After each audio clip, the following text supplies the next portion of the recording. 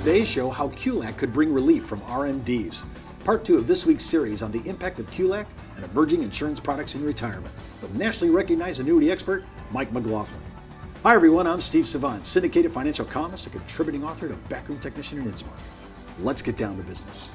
Welcome to the show, Mike. Great to be back. Great to be back. Wow, I got to say, yesterday was a packed show of deep information on this whole new technology on QLAC, the emerging carriers that are bringing it to the market through DIAs. Everybody's probably sitting there going, Steve, I didn't know this was about. You just came from the actual, what was it, an annuity conference, and you said 20% of your audience didn't even hear about this. Or no, I'm sorry, 80% of your audience hadn't heard about it. Yeah, just 20% had. So it's brand new. And also keep in mind that this only applies to fixed contracts.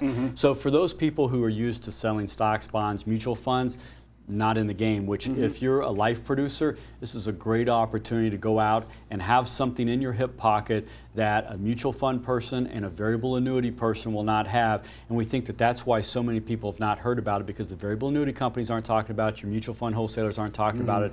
Only the people who are selling fixed annuities are really talking about how this can impact clients. It's really great to have such an anomaly in our of all the inventory products that we have. Right? You're thinking about this is really so unique to our industry, and it's going to help so many affluent Americans actually manage their RMDs and their timeline, especially if they think they're going to have any kind of life expectancy that's going to go out into the 85, 95 arena. Walk us through some of the basic issues here, because I think this is, I can delay it now. How long can I delay it? Yeah, yesterday we talked about how long to delay it and the 25% up to $125,000. But basically, income payments have to begin no later than the first day of the month following the person's 85th birthday. Well, let me just stop you there. That is a huge timeline for the 2001 CSO mortality tables. Even females are dying at 84. So they're really letting you push this out. If you had any kind of longevity in your family, this would be huge. Yeah, absolutely. And think about it from a financial planning aspect as well. You know, one of the things that we always talk to our advisors about is how do you get the most optimal return? How do you make sure that you'll never have 100% guarantee that you'll never outlive your money, because this is only 25% of your assets? But certainly when you're talking about an asset allocation plan with the appropriate mix of stocks, bonds, you know, all types of mutual funds and things like that, this gives you an opportunity to have a defined set horizon of 20 years. If you're talking to a retiree at age 65 and you have a defined period of 20 years, you have a reasonable chance of having a 90 to 95% assurance that you're not going to run out of money.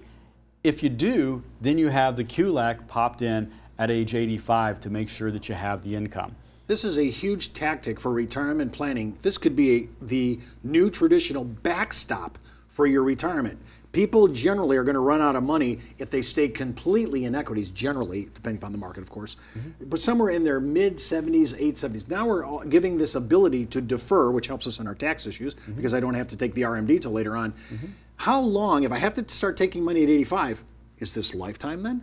Yeah, the payments can be a single or joint life, and it can be life only or life with cash options. If I own the IRA by myself, I could still make it joint life with my spouse. Absolutely, because think about your RMDs.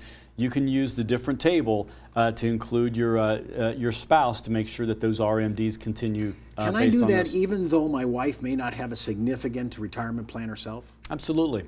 So this is a huge issue. So we're now looking at joint life. I have to start at 85. That's the lightest I can go. But that delay from 75 to 85, that's 15 years. And many people are buying this DIA wrapped with a QLAC way before that time. So this could be a huge number. What are those numbers looking like? Have you seen any examples yet? Well, I think that whenever you look at a 20-year horizon, you would have to have an income rider somewhere growing in the neighborhood of 9 to 10% in order to equal this same type of payout. So this could be a huge magnification of your income. What's interesting is that, again, we talked last session about you need to change the conversation. You know, this is maybe just 20% of the person's asset, or maybe even less, but life expectancies have increased by just 3 years over the last 20, but that has a 21% increase in income paid out if you calculate in those 3 extra years. That's a huge difference, and that's why Congress is addressing the QLAC. I noticed not only the either life only, but you could get life with cash refund. Now, if I have life with cash refund, does that mean let's say we're doing joint life, that I could actually pass on whatever residual we didn't use to our heirs? So it's not use it or giving lose up it. control. Yeah, you're not giving up control. Yeah, and that's one of the myths about DIAs as a whole. Whenever you hear whether it's SPIA or whether it is DIAs, you're always concerned, oh, well, I'm losing up control. The fact of the matter is I believe only less than 8% of SPIAs and DIAs are annuitized with life only. They usually have some type of cash refund by 92% of it, so you're not losing up control. Well, you know, that is an exciting feature, and I think we need to look at the difference between life only and life only with a cash refund. The spread may not be that big. So let's look at that. Here's the exciting part. I'm getting down to my favorite part. The increasing payment options. Now, I noticed you use the word CPI, not COLA, not inflation rider. Is there any difference in that? Well, this is a specific index that includes the utilities and things like that. So, or excuse me, is urban CPI. Then you can also just go ahead by carrier, have a 1 to 5% simple or compounded, and this is going to be really dictated by the carrier. So most carriers will say, okay, you know what, I'm just going to do a compounded 5% option or something like that. So you really have to be selective about the few carriers that are out here. Now, we talked about backing things up as long as possible. This is an opportunity to say, you know what, I'm going to start doing my 25%, turning on the income at age 70, a little bit at age 75, and this is where this is really going to come into play. We come back from the break. We're going to touch on some of these death benefit options and alternatives. This is a huge opportunity. QLAC, DIAs may be new to you. Just remember, you can talk to any of our advisors on this, the people that are really understanding this. Mike's one of the top guns in the United States. We'll be right back after the break. It's not how much money you make for your clients, it's how much money they get to keep, especially in retirement. But retirement income could cause Social Security benefits to be taxed. One tax advantage alternative is life insurance designed as a non-modified endowment contract that can generate tax-free income without taxing Social Security benefits. These contracts offer differing funding options depending upon your client's risk tolerance. For more information on how life insurance can be part of your retirement planning, just email me at steve@downtobusiness.tv. Brought to you by Ash Brokerage, the practice enhancement company.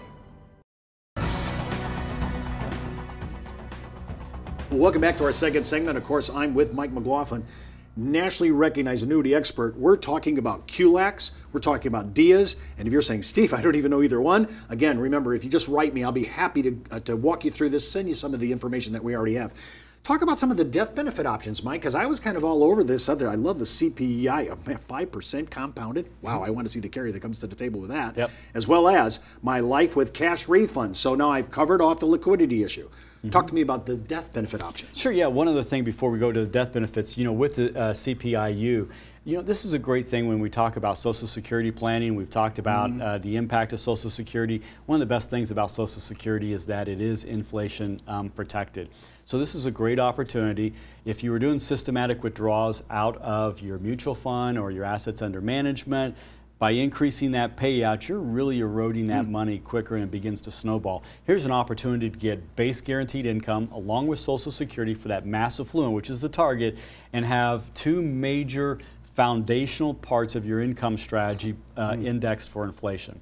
Now, speaking to death benefits, there are some limitations with death benefits. First of all, there's no return of premium plus interest. In current deferred income annuities for non-qualified and non-QLAC qualified accounts, you do have the opportunity for some death benefits plus as much as 3% growth to protect the beneficiaries. So that's off the table. That's one of the things that didn't fit into the QLAC legislations. However, the QLAC must have a return of premium or be no death benefit whatsoever. Now here's the advantage of that. You say, why would I want to throw my money here and no death benefit? If you're starting your income at age 70, 75, or 80, far before the 85th birthday, you would have a much higher payout because the carrier is not reserving part of that death benefit in there. So when you're going to CanX and just shooting out, I'm going to do something at age 80, at life in 10 years or whatever, you need to check to see what the actual death benefits are and peel back the onion to find out what's going to happen to the beneficiaries before the income is started, because there will be some nuances on that. So it's ROP, not death benefit, really is the play. It's pure return of premium. And think about what you're doing here. You're taking minimum required distributions. You're just taking that off the table. And so if you were going to do RMDs for the next year, you would have to have some type of increase in value of this account. It's too hard to track that in an internal with the insurance company. So they just said, you know what, it's just going to be $125,000 until you turn on the income faucet. Perfect. All right. Right. Well, now we talked about this before in our segment previous about being fixed, DIA. And we talked about no variable annuities, which is probably why nobody's hearing about this, because they're not publicizing it because it's not in their game. And no fixed indexed annuities, shocker there, because index is so big, so that's not going to be a play. But no income rider. Now, we just talked about the ROP. I'm thinking, wow, there's no income rider I can put on a DIA for this. Yeah, absolutely. This, I think, is a huge advantage because it is fixed. It's got to be a deferred income annuity. You can't put an income rider on there because that becomes a paper value, and then how do you put that into the 1231 account balance? Your client is still going to have to do a 1231 account balance of every year for that other 75%. If you have an income rider on there, then that's really a little bit higher value than the $125,000 that they've taken off the table. How do you value that and things like that? But are you saying they're excluding, in the calculation, they're still excluding, the QLAC DIA? Exactly, yeah. So what we think will happen is that this is an opportunity for one, get back to basics. Talking about basic guaranteed income. Having that inflation protected, income that you cannot outlive, which you could certainly get that with an income rider, but at the same time, you've got base guaranteed income and inflation protection. And let's face it, most income riders really don't have any type of growth opportunity in here. The other thing is no indexed annuities, no variable annuities. Again, base level, this is getting back to basics. We see the industry kind of swing back and forth, pendulum swinging. You know, we used to think annuitizing your contract was terrible. There's a recent poll by the Insured Retirement Institute of people between the ages of 25 and 44 and asked if they would give up control of their money. An amazing 50% of those people polled said that they would be more than willing to give up control of their money if they had guaranteed income. So that client philosophy is beginning to swing back to that pension mentality that we saw maybe 20 years ago. Mike, before we leave the show, I want to talk about, we may have to do a show on DIAs and the mentality behind it so that you can fit within the QLAC regs here. Because to me, this is so new that people probably haven't even caught up to the DIA idea. Yeah. So I think this is a pretty good, so before we leave the show, tell me a little bit about, when you're looking at DIAs, is it, when we talk about life only, life cash refund, will there be life and 10? Or just life only, or life insurance, or life and cash value? Yeah, really anything with a life contingency is available to use. Life and 10, yeah. Whatever. Okay. So that you can have that guarantee there. Well, that's all the time we have for today's show. Remember, before moving forward with any of the ideas on our show, always consult your tax advisor, legal counsel, and your broker-dealer compliance officer. Missed an episode? Just hop out to our video archives. And remember, you could be wiser as an educated advisor. I'm Steve Savant. See you.